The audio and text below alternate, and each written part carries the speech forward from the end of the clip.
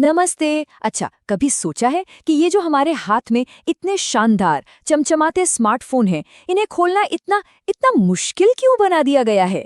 आज हम इसी सीलबंद दुनिया के पीछे की कहानी में उतरेंगे और देखेंगे कि भाई इसका हमारे लिए और हाँ, हमारे प्लैनेट के लिए क्या मतलब है। अरे, वो दिन याद है जब फोन की बैटरी गई तो बस फट से बैक कवर खोला, दूसरी बैटरी डाली और फोन फिर से ऑन। कितनी आसानी थी, है ना? वो आज़ादी, वो कंट्रोल, आखिर गया कहाँ? चलिए इसी सवाल का जवाब ढूंढते हैं। तो देखिए, कहानी कुछ ऐसी है। एक तरफ था पुराना तरीका, मतलब आसान बैटरी स्वैप, प्लास्टिक का बैक कवर, और दूसरी तरफ है नया तरीका, एकदम स्लीक, सील बंद डिजाइन, प्रीमियम मटेरियल। ये सिर्फ डिजाइन में बदलाव नहीं था दोस्तों, ये तो फोन बनाने की पूरी सोच का ही बदलाव था। तो चलिए कहानी के पहले हिस्से में चलते हैं, सील बंद स्मार्टफोन और ये प्रीमियम होने की चाहत। आखिर इंडस्ट्री ने हमें रिमूवेबल बैटरी से दूर क्यों किया, चलिए जानते हैं। तो फोन को सीलबंद क्यों किया गया? देखिए, कंपनियों के नजरिए से तो ये एक बहुत बड़ा विन विन था। इससे फोन पतले और हल्के बन सकते थे, उन्हें वाटरप्रूफ और डस्ट प्रूफ बनाया जा सकता था, और हाँ, वो मेटल और ग्लास वाला प्रीमियम फील वो भी इसी से आया। यूनिबॉडी डिजाइन से फोन ज्यादा मजबूत भी हुए, मतलब अंदर की जगह का भी बेहतर इस्तेमाल होने लगा। लेकिन सवाल ये है, क्या ये हमारे लिए भी उतना ही अच्छा था? और इस पूरे बदलाव के सेंटर में था यूनिबॉडी डिजाइन, मतलब फोन का जो केस है वो एक ही सॉलिड पीस से बना होता है। सोचिए, जैसे किसी एक मेटल या ग्लास के ब्लॉक से तराश कर बनाया गया हो। कोई जोड़ नहीं, कोई अलग होने वाला हिस्सा नहीं, और बस इसी डिजाइन ने सीलबंद बैटरी को एक तरह से जरूरी बना दिया। तो तरक्की तो हुई, फोन बेहतर भी हुए, लेकिन इस प्रोग्रेस की एक कीमत भी थी। एक ऐसी कीमत जो हम आज चुका रहे हैं। तो पुराने के साथ बाहर और नए के साथ एक नई मुसीबत अंदर। और यहीं पर एक शब्द आता है, प्लैंड ऑब्सोलेसेंस।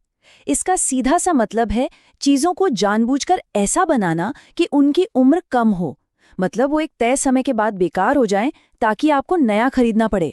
और सोचिए, जब 2 साल में फोन की बैटरी खराब हो जाए और उसे बदलना लगभग नामुमकिन हो, तो क्या होता है? आप पूरा का पूरा नया फोन खरीदने पर मजबूर हो जाते हैं।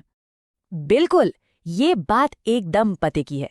जब फोन को रिपेयर करने से ज्यादा आसान उसे फेंक कर नया ले लेना हो, तो जाहिर है हम एक बहुत बड़े इलेक्ट्रॉनिक वेस्ट की समस्या पैदा कर रहे हैं। और ये कोई छोटी मोटी बात नहीं है। ई कचरा, मतलब इलेक्ट्रॉनिक वेस्ट, दुनिया में सबसे तेजी से बढ़ने वाले कचरे में से एक है। ये जो इस्तेमाल करो और फेंको वाली हमारी आदत बन गई है, ये उसी का नतीजा है। कचरे का एक ऐसा पहाड़ जो हर दिन हर घंटे बड़ा होता जा रहा है। तो सवाल यह है कि क्या हम इस चक्र में फंसे ही रहेंगे? शायद नहीं, क्योंकि अब हमारी कहानी में एक हीरो की एंट्री होती है।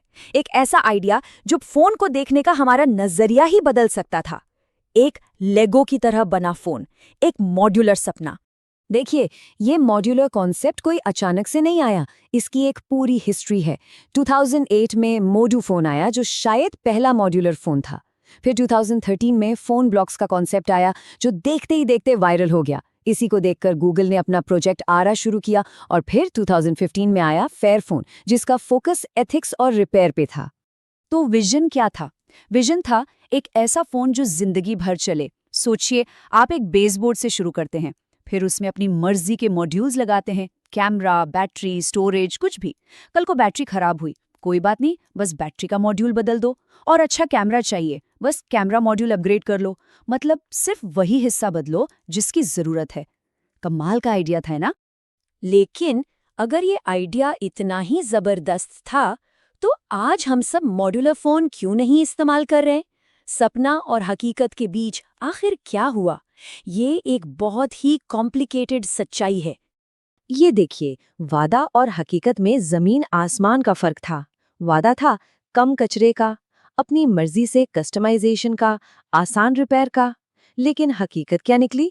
भारी भरकम डिजाइन, धीमी परफॉर्मेंस और फोन कमजोर भी थे।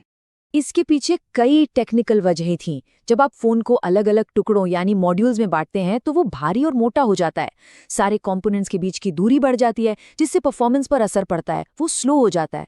और जाहिर है, जो हिस्से अलग हो सकते हैं वो उतने मजबूत नहीं होते, यहाँ तक कि बैटरी लाइफ भी कम हो जाती है। और मामला सिर्फ टेक्नोलॉजी का नहीं था, मार्केट की भी अपनी चुनौतियां थीं। सोचिए, फ़ोन कंपनियां तो चाहती ही हैं कि हम हर 2-4 साल में फ़ोन अपग्रेड करें। उनका बिजनेस इसी पर चलता है। और कई बार कस्टमर्स भी इतने सारे ऑप्शन देखकर कंफ्यूज हो जाते हैं। नतीजा, गूगल के प्रोजेक्ट आरा जैसे बड़े-बड़े प्रोजेक्ट्स को भी बंद करना पड़ा। तो क्या इसका मतलब ये है कि वो मॉड्यूलर सपना पूरी तरह खत्म हो गया? नहीं, बिल्कुल नहीं। वो बस एक नए रूप में सामने आया है। और ये नया रूप है मरम्मत का अधिकार। तो क्या भविष्य मरम्मत के लायक है? ये आइडिया आज भी जिंदा है फेयरफोन जैसे प्रोजेक्ट्स में, जिनका पूरा फोकस सस्टेनेबल मटेरियल्स और आसान रिपेयर पर है। वो ये साबित कर रहे हैं कि एक ऐसा फोन बनाया जा सकता है जिसे आसानी से रिपेयर किया जा सके। और ये सिर्फ 1-2 कंपनियों की बात नहीं है, अब ये एक पूरा मूवमेंट बन चुका है, राइट टू रिपेयर। इसका मकसद बिल्कुल साफ है, हम जो गैजेट्स खरीदते हैं उन्हें खुद ठीक करना आसान और सस्ता होना चाहिए। और ये मूवमेंट कहानी में एक बहुत बड़ा ट्विस्ट ला रहा है। और ये है वो बड़ा ट्विस्ट। 2027 तक यूरोपियन यूनियन में बिकने वाले सभी नए स्मार्टफोन्स में ऐसी बैटरी होनी जरूरी होगी जिसे यूजर खुद बदल सके। जी हाँ, आपने सही सुना, ये एक बहुत बड़ा नियम है जो सब कुछ बदल सकता है।